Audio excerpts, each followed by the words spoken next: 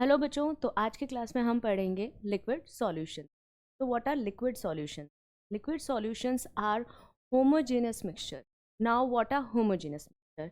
Homogeneous mixtures हम किन्हें कहेंगे? होमोजेनियस मिक्सचर्स का मतलब होता है where solute and solvent are on same phase. Okay, same phase means कि हम डिफ्रेंशिएट नहीं कर पाएंगे that this one is the solute, this one is the solvent, क्योंकि वो ओवरऑल एक सॉल्यूशन होता है जो हर जगह पे इक्वली डिस्ट्रीब्यूटेड होता है, यूनिफॉर्मली डिस्ट्रीब्यूटेड होता है। आगे देखिए, इसका एक एग्जाम्पल देखिए। If you are mixing sugar in water, obviously you will not be able to find sugar in water after dissolution. So the sugar solution will be a homogeneous mixture because everything, every part, if you will mix sugar in the glass containing water and you will sip it, अगर अच्छे से sugar उसमें dissolve हो चुकी है तो आप उसका जो फर्स्ट सिप लेंगे वो भी सेम टेस्ट करेगा और जो लास्ट सिप लेंगे वो भी सेम टेस्ट करेगा. It means that our mixture, our solution is homogeneous. Okay, so homogeneous mixtures are solutions. Now we are talking about liquid solutions. Okay, liquid solution are the solutions in which we have solvent as liquid. Now there is written solution equals to solute plus solvent. We will discuss that which component is called solute and which component is called solvent. But firstly there are components. Okay, there are two components in the binary solution. We are talking about binary solution. There can be more than two components, there can be three components, four components, but we are here talking about the binary solution. Now see the characteristics of solution, and after this we will discuss clearly about the solute and solvent कि किस condition में कहाँ पे हम कौन से component को solvent बुलाएंगे और कौन से कंपोनेंट को सॉल्यूट बुलाएंगे. See first thing, when the solution is made, when the solution is made and it is homogeneous mixture, then the properties of its constituents are retained. कि उनकी जो प्रॉपर्टीज़ थी वो उनकी वही प्रॉपर्टीज़ रहेंगी, जो वाटर की प्रॉपर्टी थी वो वैसे ही रहेगी, जो शुगर की प्रॉपर्टी थी वो वैसे ही रहेगी, उनकी प्रॉपर्टीज़ रिटेन रहेंगी जब हम एक होमोजेनियस मिक्सचर बनाते हैं. Okay, after this component which has the same physical state in the pure form as the solution is called solvent. अगर मान लीजिए हम एक सॉल्यूशन बना रहे हैं जिसमें हमने H2O ऐड किया और हमने शुगर ऐड किया. Sugar was solid in state and it was liquid in state. So here after mixing it we found a solution. जो हमारा solution था that was in the liquid state. It means that this component have the similar state. In the pure state it is in the liquid form and solution is in the liquid form, so we will call it a solvent and the sugar will be solute. It happens when both of them, the solute and the solvent, are in different states. Okay, so one of them is solid, liquid or gas or something like that, other one is having different state from the first one, और जो उनका solution बन रहा है उसका state जिस component के state से similar होगा वो solvent कहलाएगा. Come to the next thing, if both the components have the same state, अगर दोनों के दोनों components जो हैं उनका state जो है वो same है, तो उस कंडीशन में क्या होगा? उस कंडीशन में जो चीज़ ज़्यादा होगी, which will be in the excess in the amount, that will be considered as the solvent. For example, we are having water and alcohol, both are in the liquid form. Okay, both are in the liquid form. Now what we have to choose which one of them is in the more amount. If we are taking water 60 ml and alcohol 20 ml, so here water will be solvent, and if we will reverse it, the condition will be reversed.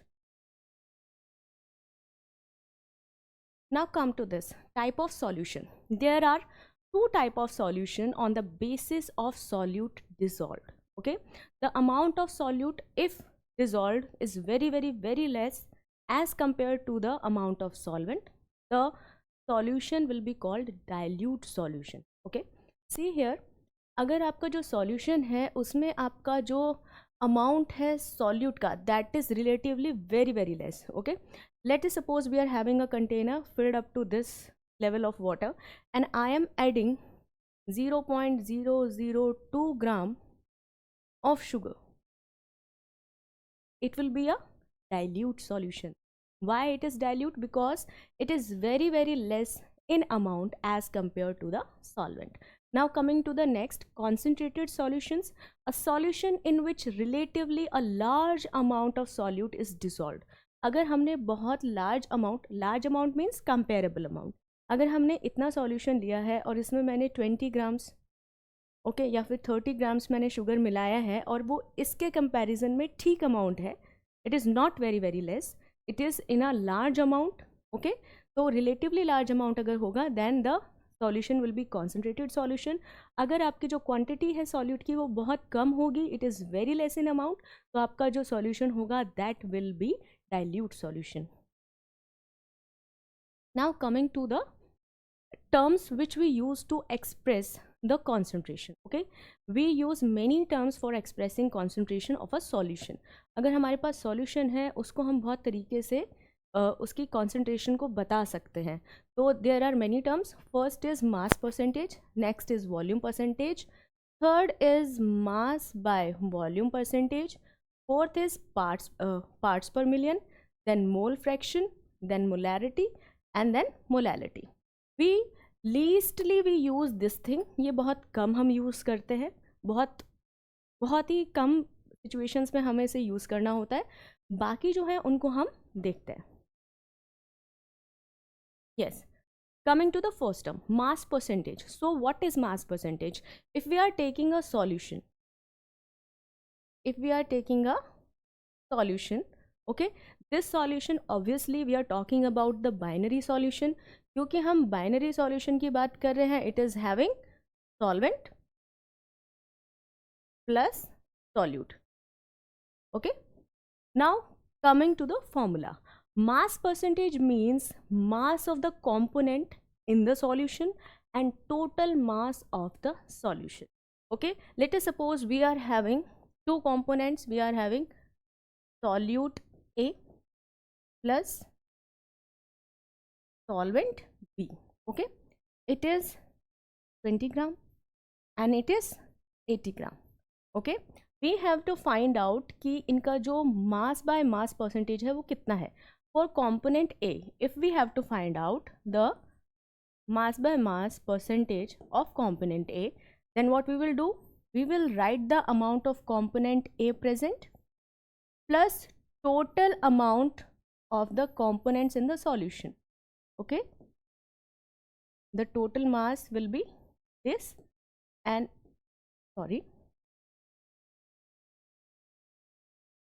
we have to multiply it with 100 since we are talking about percentage, and then it will be 20 by 100 into 100, it means 20%, and this is mass by mass percentage of solute A.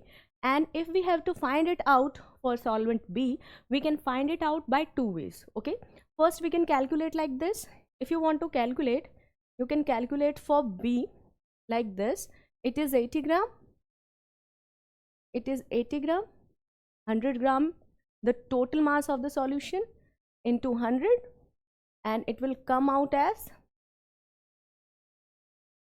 80%. You can calculate like this, or you can do, you will 100 minus the mass by mass percentage of component A. Why we are able to do this here? Because we are talking about the binary solutions. In binary solution दोनों चीज़ें मिला के 100% होने वाली हैं, और अगर उसमें से एक का परसेंटेज पता है, दूसरे का आप 100 में से माइनस करके निकाल लोगे. We are talking about the binary solution very very strictly. बाकी solutions पे ये वाला method काम नहीं करेगा. You have to go this way. Now see the question. There are 6 gram of urea dissolved in 500 gram of water. What they are saying, we have urea 6 gram and it is dissolved in water which is 500 gram. These two things are given. After that, they are asking to calculate the percentage by mass of urea in solution. You have to calculate the mass by mass percentage of urea. So what you will do, you firstly will find out the total mass of solution. Firstly you have to find it out, and it will be 500 gram plus 6 gram, that is 506 gram. After that you will apply that formula we have, and that formula is, you have to find out the mass by mass percentage of urea. So mass of urea, total mass of solution into 100. So it will be 6 gram by 506 gram into 100. It will be 600 by 506, and it will come out as 1.1 approximately. So your answer will be 1.1 approximately. Going to the next term we use for expressing the concentration of solution is volume percentage. In it, what we do, we take the volume of the component whose volume percentage we have to find out, okay, in the solution, and the total volume of the solution multiplied by 100. Wherever there is the term percentage mentioned, वहाँ पर आप इस जगह पे 100 को पाएंगे. There will be 100 on these places. Now let's see some numerical. Come to the numerical. Here they are asking to determine the volume by volume percentage of a solution made by combining 25 ml of ethanol. So we will write the information here. 25 ml of ethanol with enough water to produce 200 ml of solution. So here total volume of the solution is given 200 ml. In the previous one, when the mass of something was given and we have added the two masses to get the total mass of the solution, here already it is given, okay. They have mentioned that 25 ml of ethanol was mixed with enough water to produce 200 ml of the solution. Now you have to find the volume by volume percentage of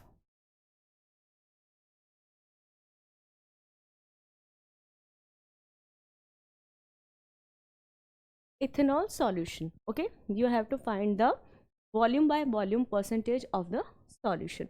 So what you will do, you will write the volume of ethanol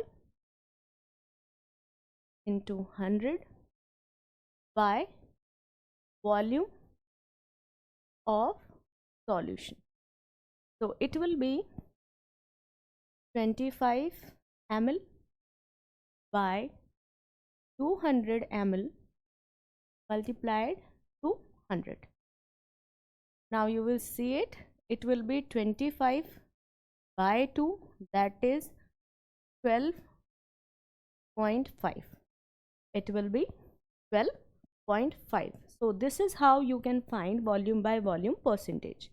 Now come to the next. There is one more question. A solution is prepared by dissolving 90 ml of hydrogen peroxide.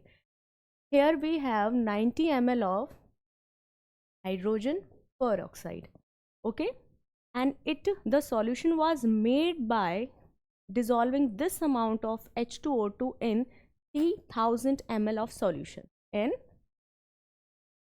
3000 ml of water to produce this of solution.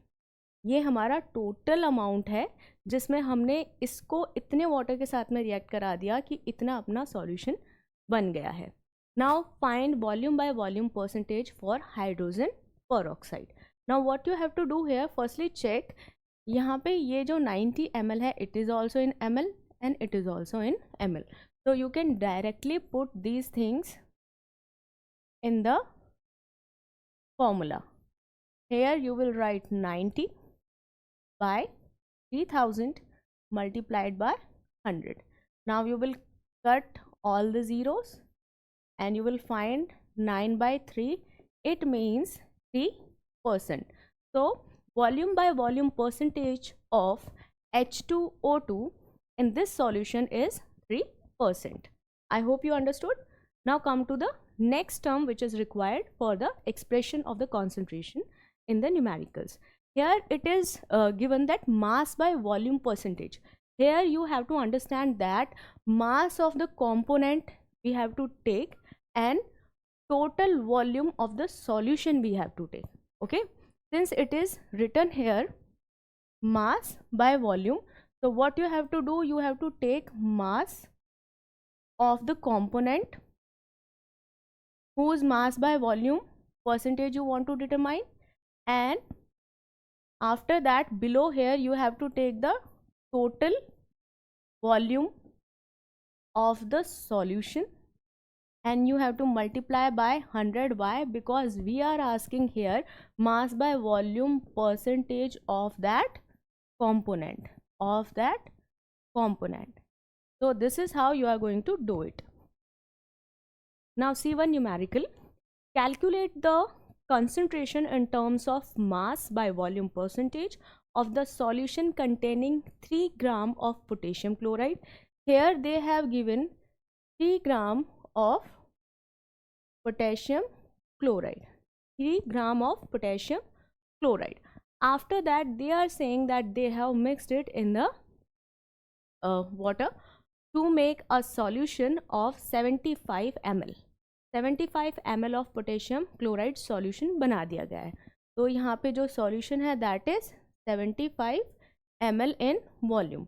We have mass of the component, we have volume of the solution, and now what we have to calculate? We have to calculate mass by volume percentage of the HKCl solution. Now what we will do? We will write 3 here, and sorry, there it is.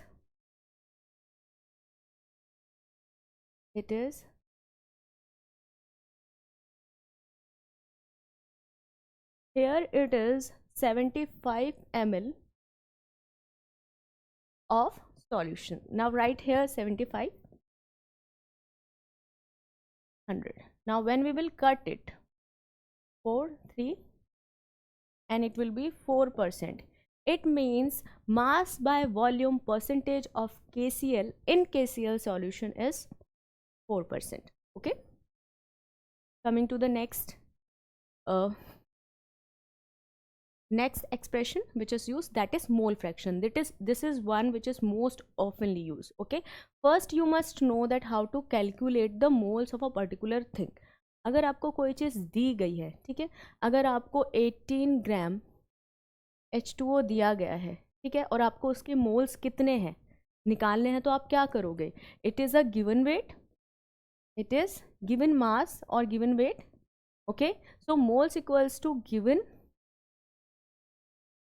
mass by molecular mass. Now see here, it is 18 gram which is given, and we know that when we will calculate the molar mass, it will be 2 plus 16, that is 18. So 18 by 18, here moles come out as moles of H2O in 18 gram will be 1. Okay, so if you know how to calculate the moles, after that only you will be able to calculate the mole fraction. It is the very basic thing which you must know. After this, come to that, they are saying if you are having a solution, again I am talking about the binary solution which is having solute plus solvent, Here what you have to do, if you know that there are N1 moles of solvent, N2 moles of solute, and you need to find out the mole fraction. Okay, mole fraction is denoted by this symbol, and here 1, 2 or anything you can put according to your convenience. Okay, so if I have to find out the mole fraction of solute, knowing that we have given here 2 to it, So it will be x2 equals to n2. Why n2 here? Because we will write the moles of that thing first, whose mole fraction we need to find out, and below that total numbers of mole present. Okay, see here, number of moles of the component, above total number of the moles of all the components. Sorry. Now come to this question. A tank is filled with a mixture of 1.0 into 10 raised to the power 3. They are saying 1.0 into 10 raised to the power 3 moles. 3 moles of oxygen. These are the moles of oxygen present in that tank. After that, 4.5 into 10 raised to the power 3 moles of helium. 4.5 into 10 raised to the power 3 moles of helium. Here moles of oxygen and helium are given. Now they are saying calculate the mole fraction of each gas in the mixture. Now how you will calculate? You will go to the formula. For mole fraction of oxygen, I am writing like this. What you will write? Number of moles of O2 by number of moles of O2 plus number of moles of helium. That is total number of moles. Here you can add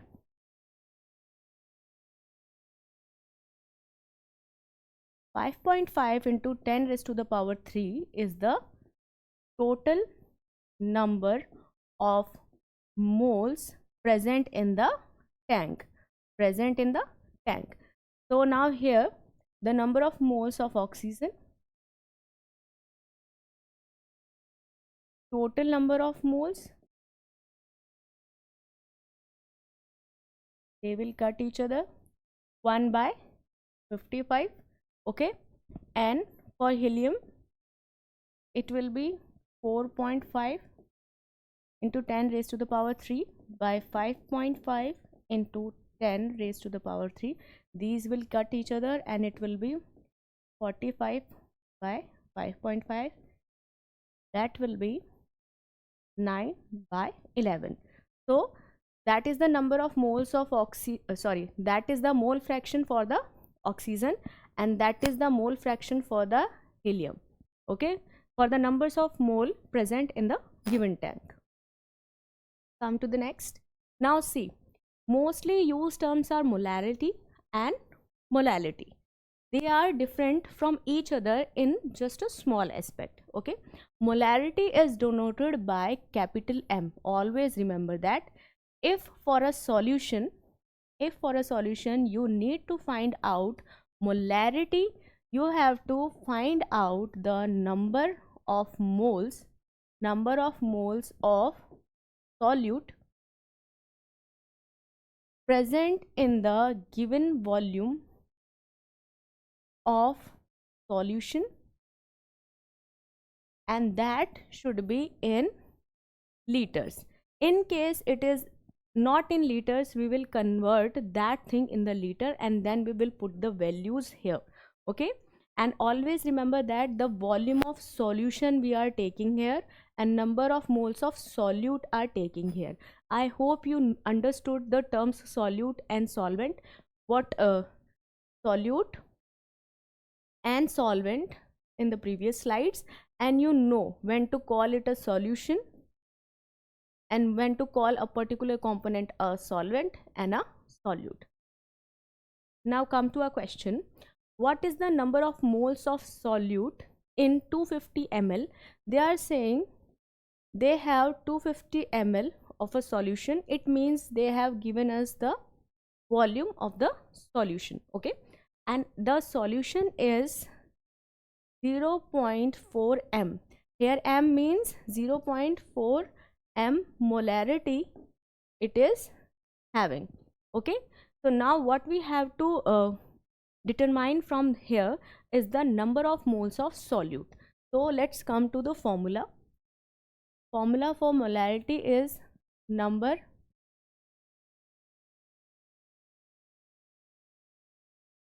of moles of solute by volume of solution in liter, but it is not given in liter. Here it is not given in liter. We know that 1000 ml equals to 1 liter.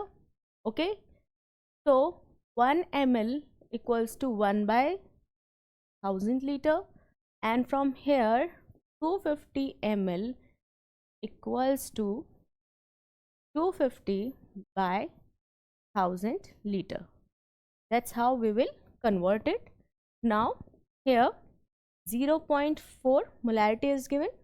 After that, number of moles we have to calculate. Here we will write 250 and here 1000 will come. When we will cut them, it will come 4. Okay, 4n equals to 0.4. n equals to 0.4 by 4, that is 0.1. That is 0.1. Okay, so here what we see here is the number of moles come out to be 0.1. Now come to this thing, molarity. Number of moles of solute, just like that of molarity, but the difference is there in the denominator, mass of the solvent. Here they have said about the mass of solvent. In the previous slide, in the molarity slide, we were having volume of the solution. Okay, what we are having different here in molarity is mass of solvent. These two things you have to keep in mind while solving these questions. Okay, now see here one question. The 7.45 gram of potassium chloride, they are giving us a mass, that is 7.45 gram of potassium chloride was dissolved in 100 gram of water. That was dissolved in 100 gram of water. Now you have to calculate the molarity of the solution. अगर आपको अब molarity calculate करना है, then we will go to the formula first and we will see what we have and what are the things we have to calculate and find it out. Okay, now come to molarity. Molarity is determined by the formula number of moles of solute. Here solute is KCl and we are given with the amount, not with the moles. So we have to convert that thing in the mole. And mass of solvent in kg. This is what we need to have. Now come here. See here, there is given 100 gram. So we know that 1 kg equals 1000 gram. 1 gram equals 1 by 1000 kg. So 100 gram means 100 gram means 100 by 1000 kg. It means 1 by 10, or we can say 0.1 kg. Okay, this thing is solved. After that, come here. They are saying the given mass. The given mass is 7.45 gram. So we know that for calculating moles, we write given mass by molar mass. Given mass 7.45 gram. Molar mass we have to calculate. Here they have given that atomic mass of K is 39 and for Cl it is 35.5. So it will be 7.45 by 74.5. Okay, so it will be 74 by 100, 745 by 10, cut it, will be 1 by 10. It will be 1 by 10. It means 1 by 10 moles. Okay, so 1 by 10 moles also means 0.1. Now come to this.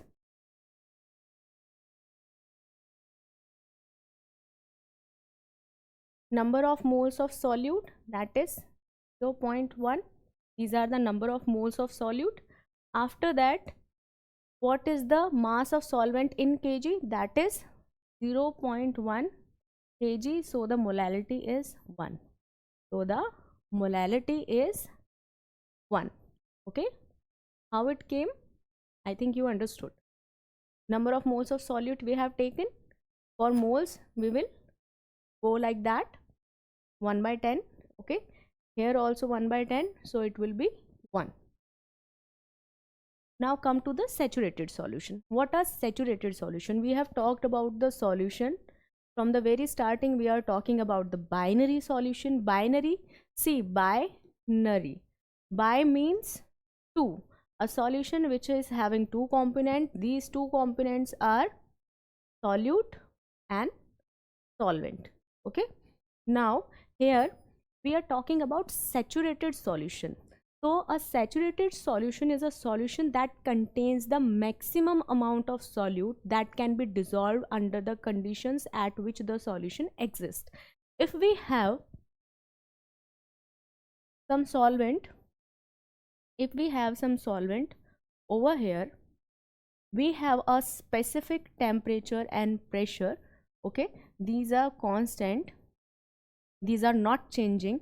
Okay, whatever is the temperature and pressure at those particular conditions, if we are mixing a solute in it and we are preparing the solution, then the maximum amount of solute which can be dissolved in the solvent to form solution is called saturated solution. आपने देखा होगा कभी कभी अगर आप पानी में चीनी मिला रहे हैं, वो मिल रही है, एक टाइम ऐसा आता है कि अगर आप उससे ज़्यादा अमाउंट ऐड करते हैं और मिक्स करते हैं तो वो मिक्स होना बंद हो जाती है. इसका मतलब ये होता है कि उस पर्टिकुलर टेम्परेचर पे जिस पे आपने सॉल्यूशन बनाना स्टार्ट किया था, उसमें जितना शुगर ऐड हो सकता था पानी में उतना हो चुका है. अब उसके पास में और उसको ऐड करने की या डिज़ोल्व करने की कैपेसिटी उस टेम्परेचर और प्रेशर पे, उस कंडीशंस पे नहीं बची है. तो हम ये कहेंगे कि वो सॉल्यूशन जो है सैचुरेटेड फॉर्म में आ चुका है. Now come to the next topic, that is solubility. So solubility of a substance is its maximum amount that can be dissolved in a specific amount of solvent at a specified temperature. अगर हमने कोई temperature T लिया हुआ है, it can be like 25 degree Celsius or we can like 35 degree Celsius, whatever we can take any of this. हमने इस temperature पे एक सॉल्वेंट लिया हुआ है और उसमें हम क्या कर रहे हैं, जो सॉल्यूट है उसको मिक्स करते जा रहे हैं. एक टाइम आ गया कि वो मैक्सिमम अमाउंट जो सॉल्यूट का है हम सॉल्वेंट में डाल चुके हैं. तो वहाँ पर वो जो पर्टिकुलर चीज़ है उसकी सॉल्युबिलिटी जो है जितनी थी उतना वो सॉल्व हो चुका है. अब वो और डिज़ोल्व नहीं होगा. इट मीन्स कि सॉल्युबिलिटी जो एक सब्सटेंस की होती है, that is the maximum amount that can be dissolved in it at a specific temperature. Okay, why we are talking about the specific temperature? Because temperature has a effect on solubility. Okay, the solubility depends on some factors. 3 of them are mentioned here. The nature of solute and solvent, कि जो आपका solute है और solvent है उसका nature कैसा है. आपने सुना होगा like dissolves like. जो पोलर सॉल्वेंट होते हैं वो पोलर सॉल्यूट्स को डिज़ोल्व कर लेते हैं, नॉन पोलर सॉल्यूट्स को डिज़ोल्व कर लेते हैं. तो जैसे ही जो नेचर है सॉल्यूट और सॉल्वेंट का, उस पर भी सॉल्युबिलिटी जो है डिपेंड करती है. नेक्स्ट होता है temperature varies. If the temperature varies, solubility also varies for a given solution. Come to the next, that is pressure. In case of solid, pressure do not have that much effect. But in case like solute, if we are having, if the solute is a solid, then it hardly has a effect. But if it is a gas, then it will have a effect. Okay. Now come to next topic is solubility of solid in liquid. It means that the solute is solid and the solvent is liquid. in that case what will happen, the factors on which solubility depends are the same, the nature of solute and solvent, okay, temperature and pressure, but how they vary we will discuss that. So nature of the solute and solvent, because light dissolves light, polar solvent will dissolve polar solute, non-polar will dissolve non-polar solute. After that, temperature also have a effect, but here we have to mark one thing, that is, if the process, if the dissolution, if the process of dissolution is endothermic, then the case is different, and if it is the exothermic one, then the case is different. Now how to remember it? See, it is endothermic. What are endothermic reactions or processes which need heat, or we can say which take heat, okay, which absorb heat. So it means they will be happier when the temperature increases, and in these cases solubility increases because they like the increase in the temperature and they are more soluble in that case. In case of exothermic, we know exothermic processes and reaction are those which release heat. So if the temperature is given to someone which likes to give out heat, okay, he will not like it. So what will happen in this case, it will reverse. If in the exothermic case the temperature increases, solubility decreases. Here no effect of pressure of solute, in case of pressure no effect is seen because the solute is solid, because the solute is solid and it is incompressible somehow, so the pressure's effect is negligible here. Come to next, solubility of gas in liquid. Here you have to see that factors on which solubility depends, again the same factor is there, like dissolve like. This is same in both, in case of gases also and in case of solid also, okay. Now see here, temperature. When the temperature increases, the solubility decreases in case of gases, okay.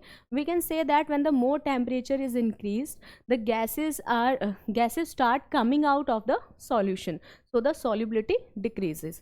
Here for pressure, since in the solids pressure was not having that much effect on the solubility, in case of solid it was not having that much effect, but in case of gases we have a special law that is called Henry's law, which we will study here, because this is one of the most important things which are discussed in this chapter, that is liquid solution.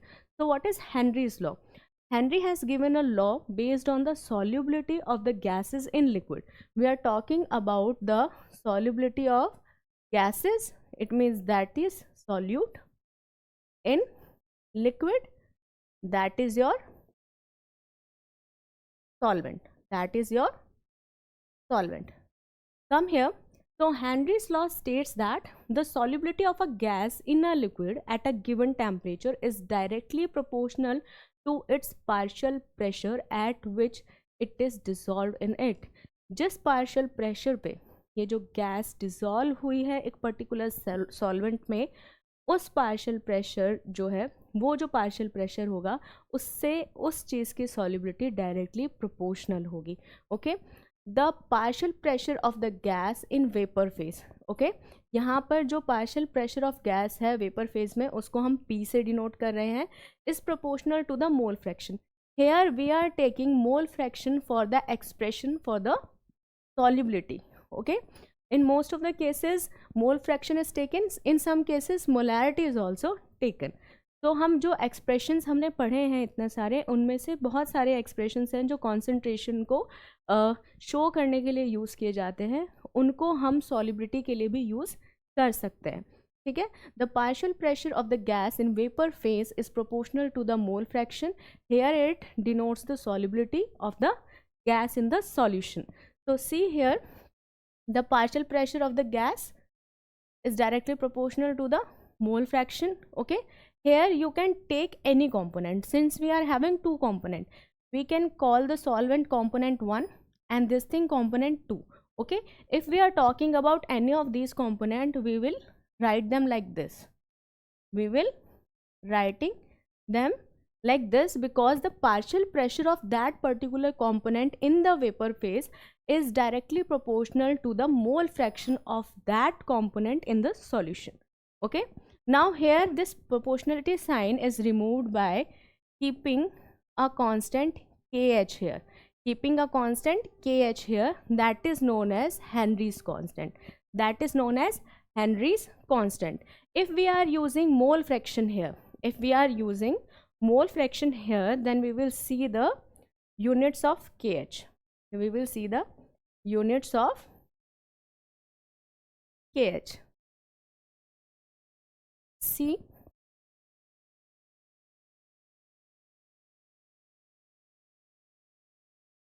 sorry,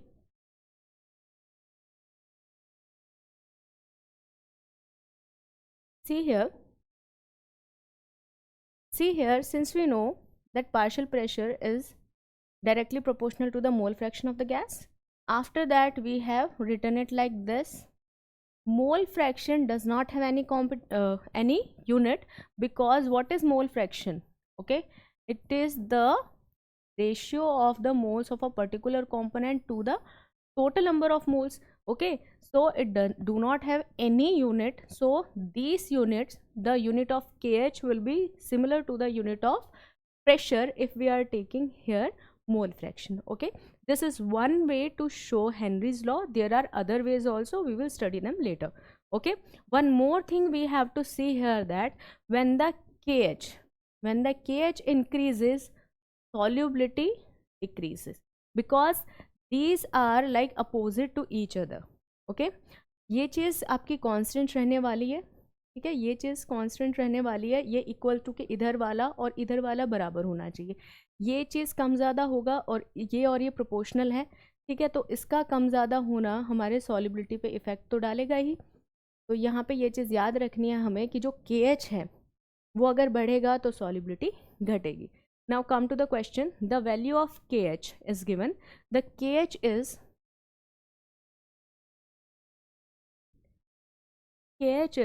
1.6 into 10 raised to the power 3 atmosphere liter per mole. Okay, atmosphere liter per mole.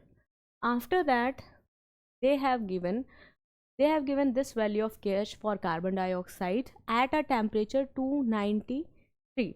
यहाँ पर इन्होंने जो temperature दिया है 293, वो एक constant चीज़ है, इस टेम्परेचर पे ये सॉल्यूशन बन रहा है। KH जो है आपका वो इतना है कार्बन डाइऑक्साइड के लिए। They are saying what partial pressure would the gas have at the for the solubility in water to be 2 into 10 raised to the power minus 5 m. Okay, here m means molarity. Here m means molarity. I have told you earlier that we was seeing that law like this only. Okay, that was the mole fraction, and for removing this we have used KH. KH is the Henry's constant. KH is the Henry's constant, and that was mole fraction. But we can use one more term where partial pressure will be equal to the KH, and here we can keep the molarity. So they are asking us to find out the partial pressure. So in this formula here we will write KH given. Okay, here you will see the units of KH. Okay, since these are not in pressure terms, pressure की units नहीं है, तो हमें यहाँ पर इसको use करना है फॉर मोलैलिटी, क्योंकि वो इसी के हिसाब से दी गई हैं। ठीक है, right, 1.6 to 10 raised to the power 3 into 2 into 10 minus 5. Okay, now see here, it will be 10 minus 2.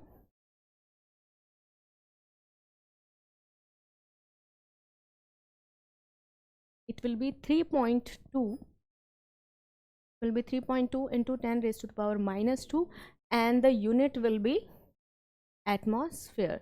This will be the partial pressure of the carbon dioxide when these things are given here. Now come to the next thing.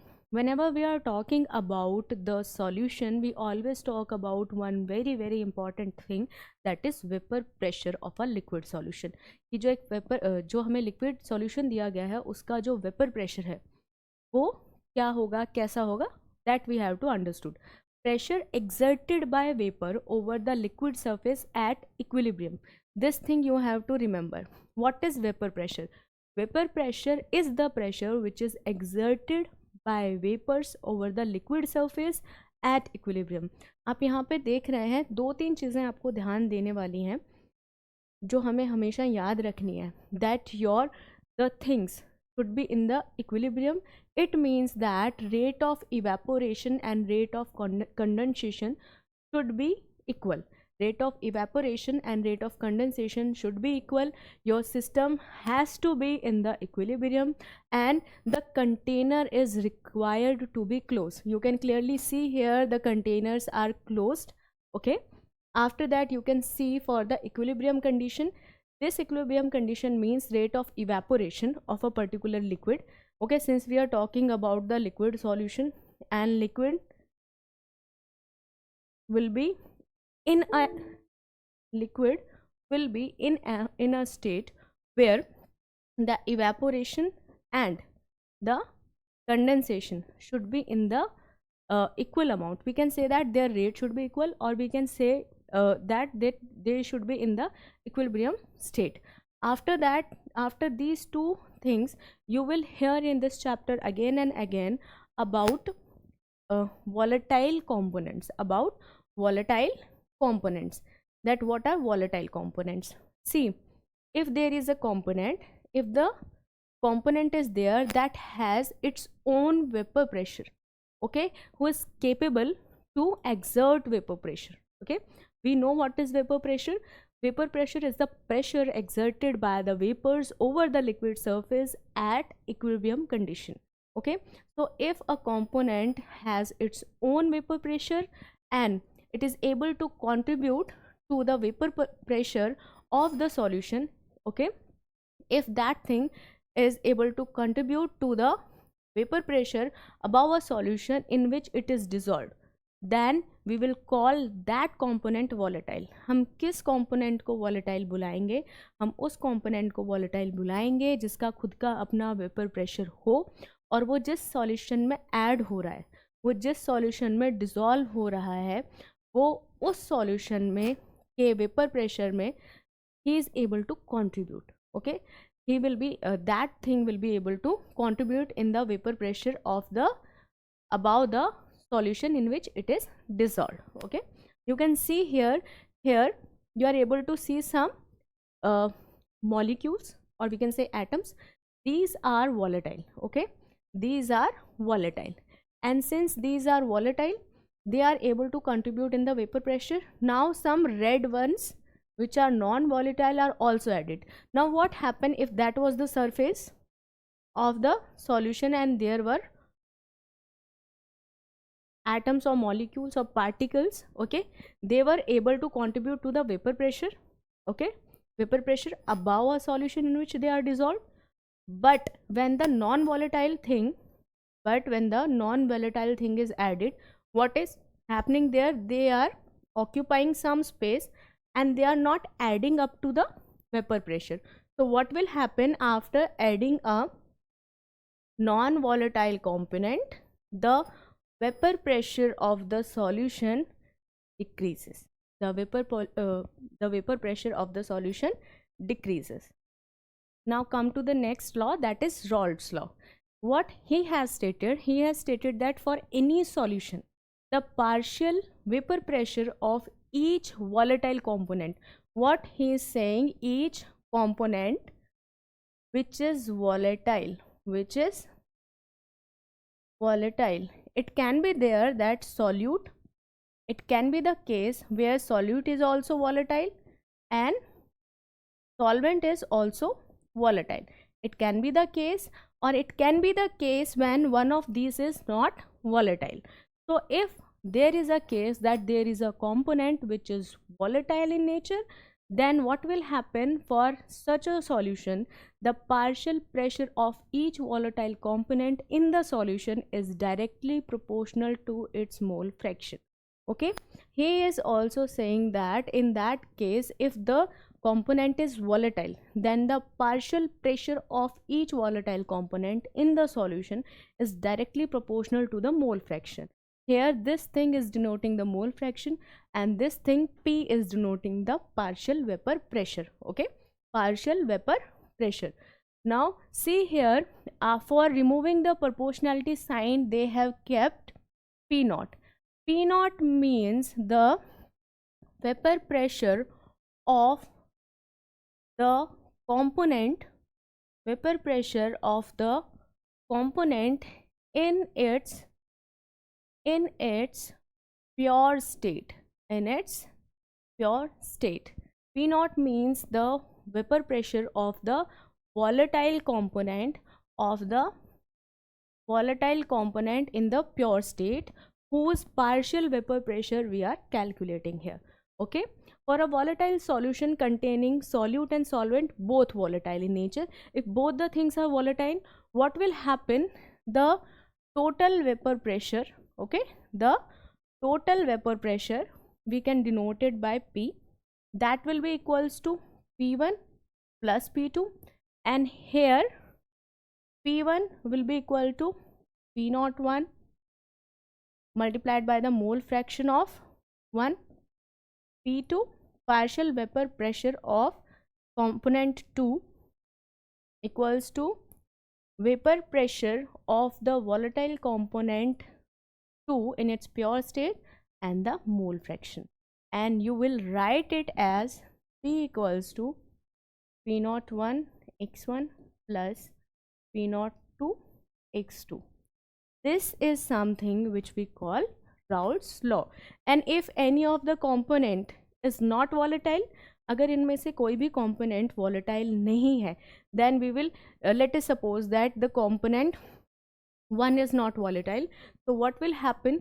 The total vapor pressure, okay, that will be equal to the, we will remove one of them. We will remove one of them. If it is not volatile, P1 is not volatile, we will remove it from here and here also, then P will be equals to P2 and this will be P0 to x2. Okay, only for volatile components we will calculate. Now see here, we have two types of solution. Okay, we have studied here Raoult's law. Okay, Raoult's law we all of us know now, that is that for any solution, the partial vapor pressure of each volatile component in the solution is directly proportional to its mole fraction.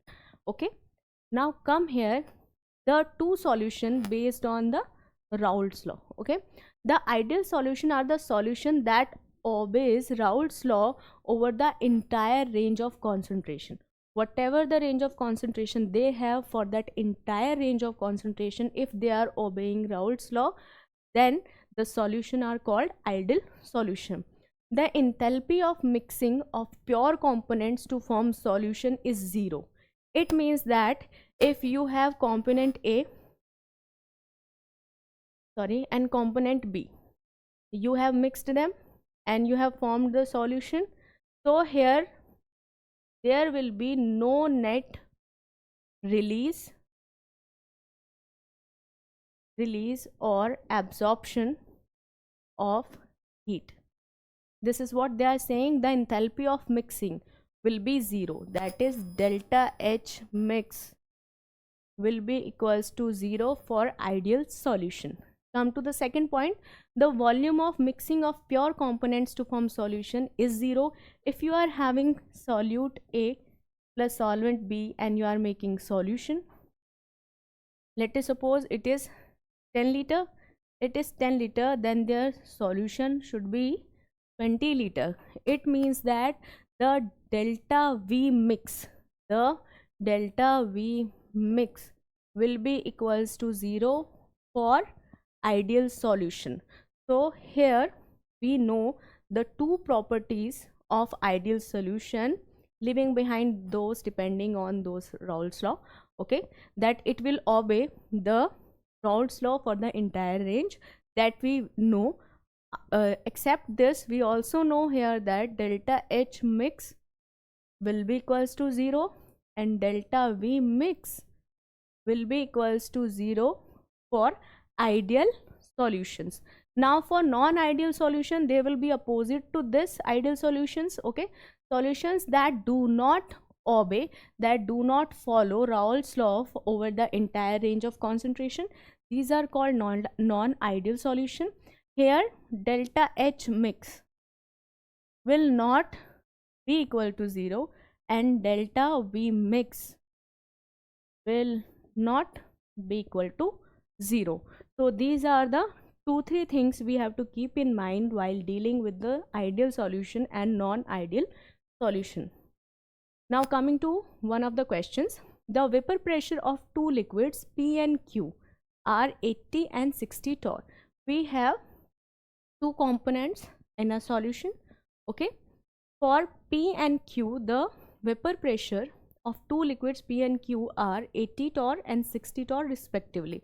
So it is 80 torr and it is 60. After this, the total vapor pressure of the solution obtained by mixing 3 moles of P, 3 moles of P and 2 moles of Q. They have given us the data. Now what we have to calculate? We have to calculate the total vapor pressure. So firstly we will write the formula for total vapor pressure, that is P01 x1 plus P02 2.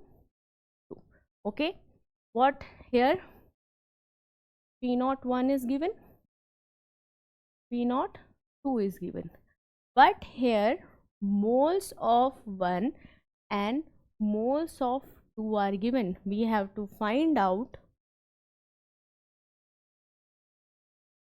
mole fraction. So the mole fraction will be N1 by N1 plus N2, that is 3 by 3 plus 2, that is 3 by 5. Here x2 equals to N2 by N1 plus N2, and that is 2 by 5. So we got from here x1 and x2 mole fraction of component 1 and component 2. Keeping these value here,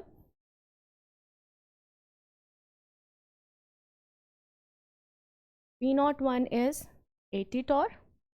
Okay, the mole fraction x1 is 3 by 5 plus P2 is 60 torr and the mole fraction is 2 by 5.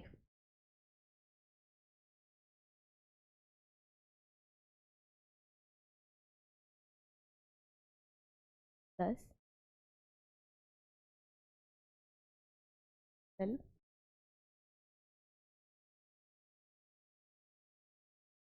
23 72 torr. So from this information, if we are given with the pure vapor pressure of component 1 and component 2 and their moles or mole fraction, by using Raoult's law we can calculate the total vapor pressure of the solution. Now thanks, I hope you enjoyed the video. Thank you so much.